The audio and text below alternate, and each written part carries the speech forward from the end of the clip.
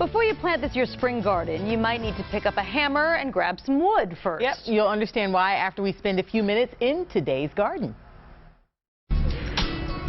Welcome back to Organic Gardening Week on Charlotte Today. If you want to have fresh vegetables for your family, really the best way to do it is to grow a garden in your own backyard. I'm Don Rosenberg, the Instant Organic Gardener. Now, everybody wants a garden, but a traditional garden is a lot of work. So we've been discussing that the best way to have a garden is to build a raised bed, fill it with weedless soil, and use organic fertilizers. We've talked about measuring your sunlight in your backyard and also which crops you want to grow in the summer. So how do we get started?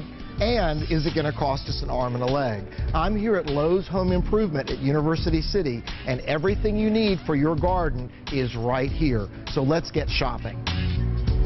Now, our first task is to pick up the lumber that we're going to use in our raised bed. Now, a raised bed is really quite simple. It's just a box without a bottom. But you have to decide whether you're going to use regular lumber, which could rot in 2 or 3 years, or pressure-treated lumber, which will last for 10 or even 20 years. Now, I know that some people are concerned about the preservatives used, but they're much safer than they used to be. And if you're a little squeamish, you can line them with black plastic. Now, we're here looking for 2 by 12 by 12 foot boards, and we're going to need 2 of them for each bed. The best part about the lumber yard, they'll cut it for you.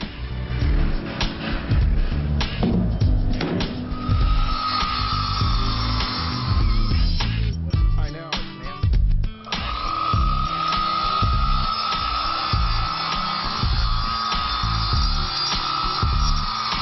That sure was easy. Now, if you want to have a trellis for your raised bed garden, you're going to need 3 more little pieces of wood. For the posts, you'll have 2 8-foot 2x4s, and you'll have them cut off a foot from each board. And you'll also need a 2x4x10 and have them remove 9 inches.